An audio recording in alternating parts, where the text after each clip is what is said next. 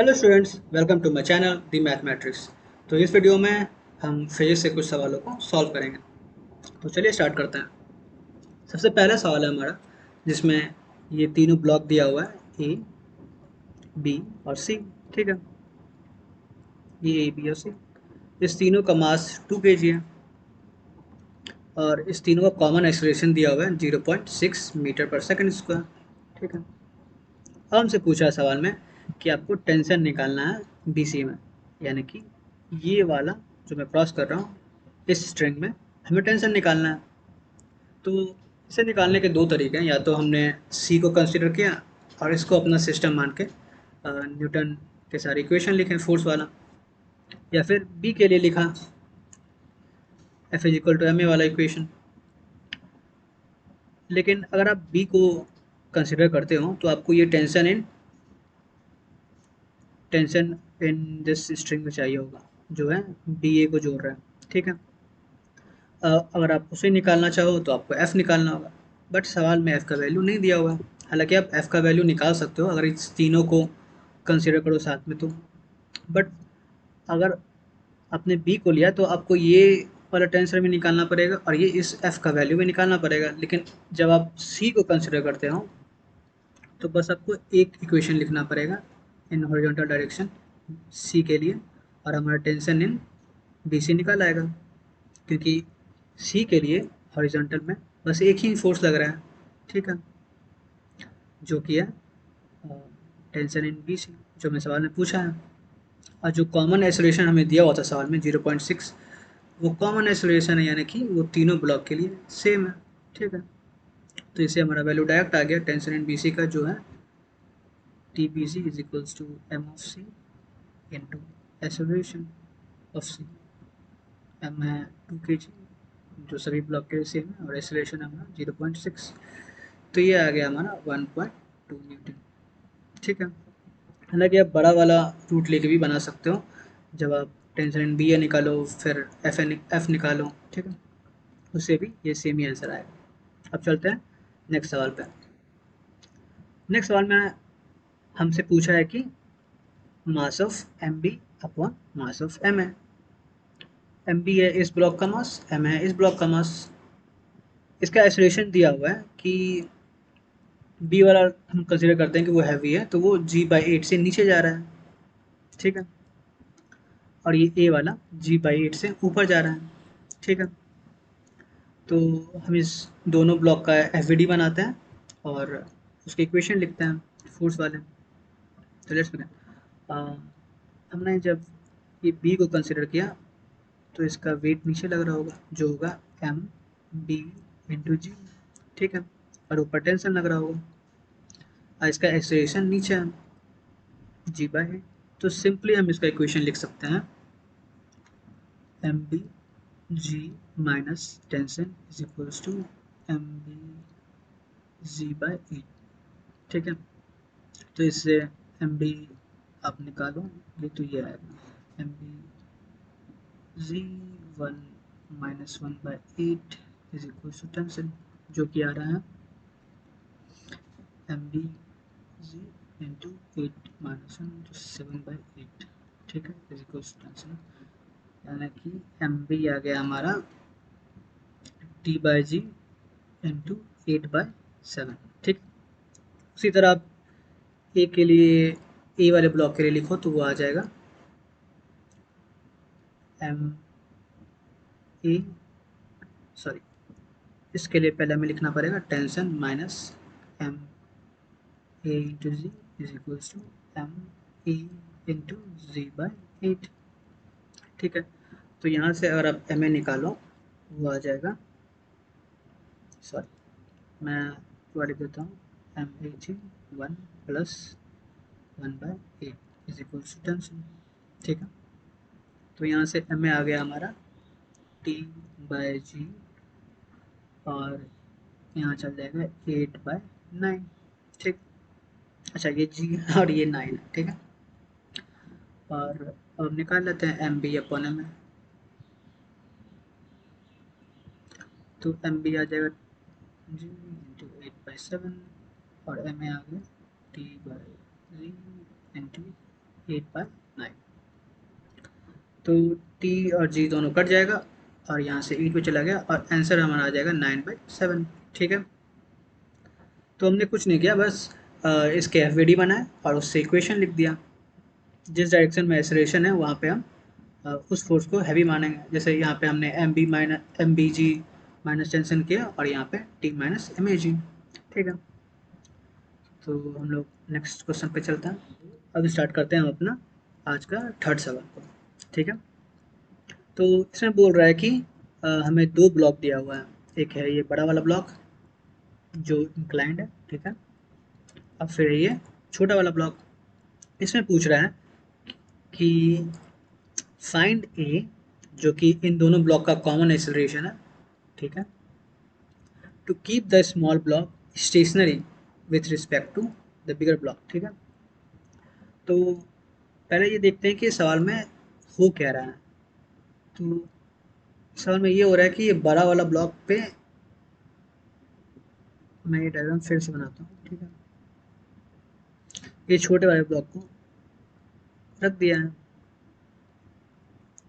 और ये दोनों चल रहा है ए से। ठीक है, तो अगर आप ग्राउंड पे खड़े होकर देखो तो इन दोनों का एक्सेलरेशन एक्स डायरेक्शन में, या फिर अगर ये एक्स डायरेक्शन मान ले तो ए ही है।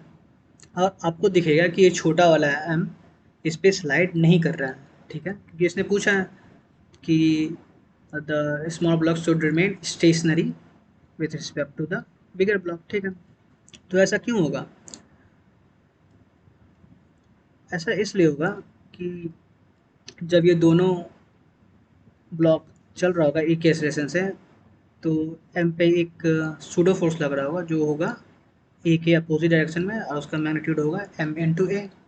ठीक है, और फिर वो एम इंटू ए इसको स्टॉप कर रहा होगा स्लाइड करने से। हालांकि आप बिना सूडो फोर्स के भी बना सकते हो, बट सूडो फोर्स से ये थोड़ा इजी हो जाएगा। ठीक है, तो हम इस छोटे वाले के लिए फ्री बॉडी डायग्राम बना देते हैं। पहले मैं इसे रब कर देता हूँ, just give me a second. ठीक है, तो ये हो गया हमारा छोटा ब्लॉक। इस पे यहाँ पे तो एम जी लग रहा होगा, ठीक है, और यहाँ पे नॉर्मल लग रहा होगा।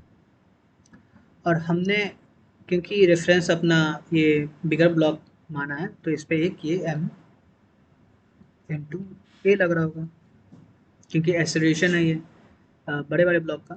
तो ये बड़ा वाला ब्लॉक का एक्सेलरेशन इंटू इस छोटे वाले ब्लॉक का मास, उतना ही फोर्स लगेगा ए के अपोजिट डायरेक्शन में। इसे हम बोलते हैं सूडो फोर्स। ठीक है, तो अब हम इन सभी फोर्सेस को बैलेंस कर देते हैं। ठीक है, तो ये अगर हम इस वेट को पहले का इस परपेंडिकुलर कंपोनेंट में ब्रेक करें तो यहाँ पे आ जाएगा एम जी कॉस थीटा और यहाँ पे आ जाएगा एम जी साइन थीटा। उसी तरह ये सूडो फोर्स को अगर हम ब्रेक करें तो इस वाले डायरेक्शन में आ जाएगा एम ए कॉस थीटा और इसके परपेंडिकुलर डायरेक्शन में यानी कि इस वाले डायरेक्शन में आ जाएगा एम ए साइन थीटा। ठीक है, अब करते हैं इस वाले डायरेक्शन में सभी फोर्सेस को जीरो। ठीक है, तो पहला तो वहाँ पे वेट का कंपोनेंट आएगा जो है एम जी साइन थीटा, और वहाँ पे इस सूडो फोर्स के कारण लग रहा होगा एम ए कॉस थीटा। ठीक, तो एम तो कैंसिल हो गया और अब ये एक्सेलरेशन का वैल्यू आ गया जी इंटू टेन थीटा, जो हमें इस सवाल में पूछ रहा था कि find a to keep the small block stationary with respect to the bigger block. ठीक है, तो इस आंसर का कहने का मतलब ये है कि अगर ये जो कॉमन एक्सेलरेशन था इस दोनों ब्लॉक के लिए वो अगर इतना हो जाए जी टेन थीटा, तो ये छोटा वाला ब्लॉक अब इस बड़े वाले ब्लॉक पे स्लाइड करता हुआ नहीं दिखेगा अगर हम लोग ग्राउंड से देखेंगे तो। ठीक है, तो चलो स्टार्ट करते हैं अपना आज का लास्ट सवाल। पहले तो हमें ये दोनों ब्लॉक दिया हुआ, एक है स्मॉल एम, एक है कैपिटल एम, ठीक है। तो इस बड़े वाले एम पे फोर्स लग रहा है एफ, और ये दोनों ब्लॉक एम से, सॉरी, इस स्प्रिंग से कनेक्टेड है, ठीक है। तो बोल रहा है कि find the force on the block small M, तो इस वाले ब्लॉक पे हमें फोर्स निकालना है। तो अगर आप ध्यान से देखो तो इस छोटे वाले एम पे फोर्स लग रहा होगा इस स्प्रिंग के कारण, ठीक है। पहले हम इसका फिगर बनाते हैं कि कुछ देर बाद इसका फिगर कैसे बनेगा। अभी मान लो कि अभी फोर्स लगना स्टार्ट हो गया, ठीक है। अगर फोर्स लगना स्टार्ट हो गया तो ये स्प्रिंग थोड़ा इलोंगेट होगा, तो ये इसका नेचुरल लेंथ था, अब ये ना इलोंगेट हो गया, मान लेते हैं एक्स नॉट, ठीक है। और यहाँ पे भी फोर्स, यहाँ पे ये फोर्स लग रहा है। तो पहले तो हम इस दोनों को एक ही सिस्टम मानते हुए इक्वेशन लिखते हैं फोर्स का, वो हो जाएगा F is equals to M effective, ठीक, इंटू ए, इंटू ए। तो जो एम इफेक्टिव है यानी कि नेट मास है वो हो जाएगा स्मॉल एम प्लस ये कैपिटल एम इंटू ए।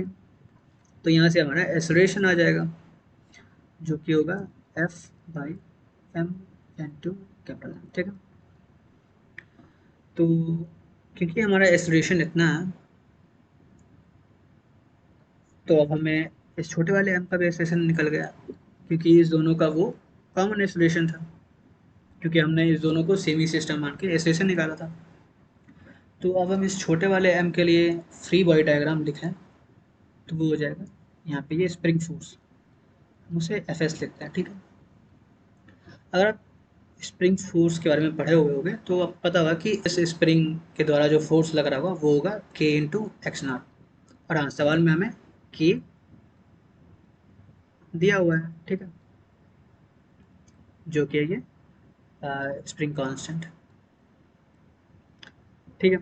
तो इस छोटे वाले एम में कितना फोर्स लग रहा होगा एफ एस, जो कि होगा के इंटू एक्स नॉट। और इसका एक्सलेशन हमें पता ही है जो कि हमने यहाँ निकाला है। तो अब हम इस फोर्स को यानी कि एफ एस को निकाल लेंगे जो कि इस छोटे वाले एम पे लग रहा है। तो इस छोटे वाले एम के लिए अगर आप एफ बनाओ तो नीचे लगेगा एम जी, जो कि हमें ज़रूरत नहीं है, और ऊपर लगेगा नॉर्मल, ठीक है। और यहाँ पे लगेगा एफ एस, और ये एफ एस के कारण इसके एक्स एक्सिस में जो एक्सेलरेशन आ रहा है वो प्रोड्यूस हो रहा होगा। तो वो हम लिख सकते हैं एफ एस जो कि है के into X not is equals to small M into ये वाला एक्सेलरेशन जो कि आ जाएगा F into M plus M. और ये हो जाएगा हमारा आंसर, क्योंकि हमें पूछा था फाइंड द फोर्स, ये वाला फोर्स जो कि छोटे वाले एम पे लग रहा है।